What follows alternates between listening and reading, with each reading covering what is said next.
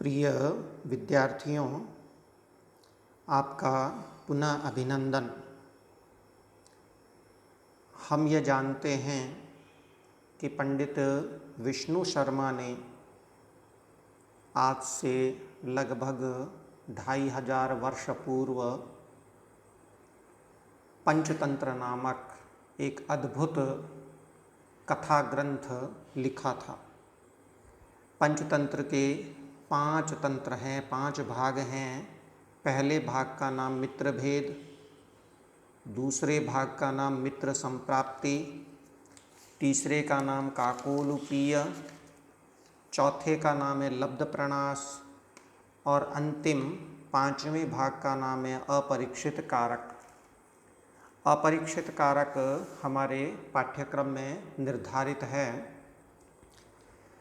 इस निर्धारित अंश में हमने लोभाविष्ट चक्रधर की कथा के अंतर्गत ये देखा था कि सुवर्ण सिद्धि चक्रधर को, अपने मित्र चक्रधर को उलाहना देते हुए कहता है कि विद्या अथवा शास्त्र की अपेक्षा बुद्धि अधिक होती है। तुम्हारे अंदर बुद्धि नहीं है। यदि तुम मेरा कहना मानते तो इस मुसीबत में नहीं फंसते। तुमने विचार किया ही नहीं, मेरी बात मानी ही नहीं। और अपनी बात की पुष्टि के लिए वह सुवर्ण सिद्धि चक्रधर को सिंह कारक, मूर्ख ब्राह्मण कथा तथा मूर्ख पंडित कथा नाम से 2 कथाएं सुनाता है।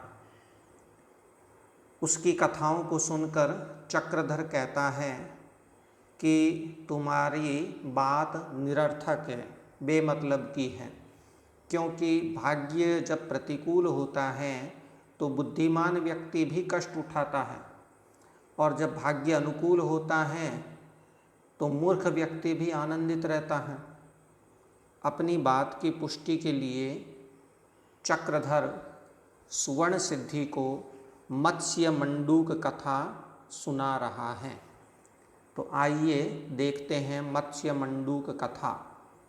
मत्स्य मछली को कहते हैं। यह शब्द संस्कृत में पुल्लिंग का है। और मंडूक मेंढक को कहते हैं, दरदुर को कहते हैं। तो देखते हैं कथा। कस्मिंश्चित् जलाशये शतबुद्धि सहस्रबुद्धिश्च द्वौ मत्स्यौ निवसतः स्म। कस्मिंश्चित् किसी जलाशये, जलाशय में, सरोवर में, शतबुद्धि सहस्रबुद्धिश्च द्वौ मत्स्यौ, शतबुद्धि और सहस्रबुद्धि नाम के 2 मत्स्यौ, 2 मत्स्य निवसता स्म रहते थे। शतबुद्धि नाम की और सहस्रबुद्धि नाम की 2 मछलियाँ रहती थीं। एक का नाम शतबुद्धि और एक की बुद्धि और भी अधिक चतुर थी, तेज थी, इसलिए उसका नाम सहस्रबुद्धि। अथ तयो एक बुद्धिर नाम मंडूको मित्रताम गत।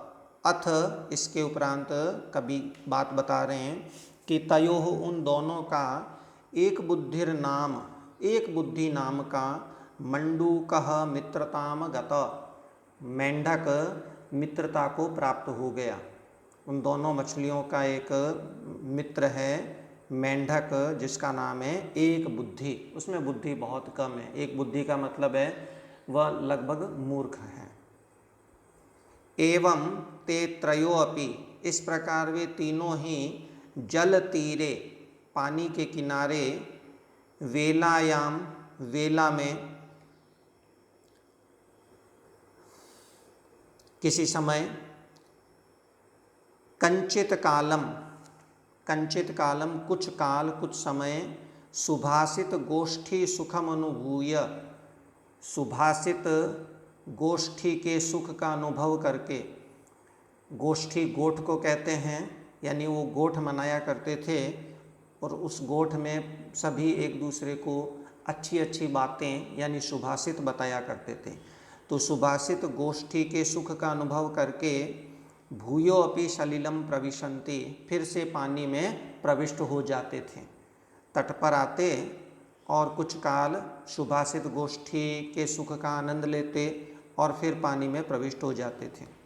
अथ इसके बाद कदाचित कभी, एक बार की बात बता रहे हैं कि उनके साथ क्या घटना घटी कि कदाचित कभी तेषाम गोष्ठी गतानाम, उनके गोष्ठी में रत होने के समय, जब वे गोष्ठी में रत थे उस समय जाल हस्ताः धीवराः, अब वहाँ पर धीवर आ गए थे। धीवर मछली पकड़ने वालों को कहते हैं, तो वहाँ कुछ केवट धीवर आ गए। जाल हस्ता धीवराः, जाल हाथ में लिए वे धीवर, प्रभुतै मत्स्यै व्यापादितै, व्यापादितै मारी गई, प्रभुतै मत्स्यै बहुत सी मछलियों को, मस्तके विद्रते माथे पर रख करके, अस्तमन वेलायाम, अस्तमन वेलायाम सूर्यास्त की वेला में, सूर्यास्त के समय, तस्मीय जलाशये समायातः, तस्मीय जलाशये, तस्मिन जलाशये, उस जलाशय में समायाता आए, उस जलाशय के समीप आए। ततः सलिलाशयम दृष्ट्वा, उसके बाद सलिलाशय को, सलिल और जल पर्यायवाची हैं, जलाशय को दृष्ट्वा देखकर मिथः प्रोचुः, आपस में कहने लगे, आपस में बात करने लगे वो धीवर, वो केवट, वो मछुआरे। क्या कहने लगे वो मछुआरे? अहो बहुमत्स्योऽयं ह्रदो दृश्यते, अयम ह्रदो, अयम ह्रदः, ह्रदः सरोवर को ही कहते हैं, जलाशय को ही कहते हैं। तो अयम ह्रद, यह सरोवर, यह जलाशय, बहुमत्स्य दृश्यते, बहुत अधिक मछलियों वाला, दृश्यते दिखाई दे रहा है। और दूसरी सोने पे सुहागा क्या? स्वल्प सलिलश्च, और बहुत कम पानी वाला है, तो हमें तो प्रचुर मात्रा में मछलियाँ आसानी से मिल सकती है। तत्, तो फिर प्रभाते, सवेरे, अत्र आगमिष्यामः, अत्र यहाँ, आगमिष्याम आएंगे, एवं उक्त्वा स्वगृहं गता, ऐसा कह करके वो स्वगृहं गता, अपने घर चले गए। ये मत्स्य मंडूक कथा का पहला भाग है। दूसरे भाग में शीघ्र मिलते हैं, तब तक के लिए धन्यवाद।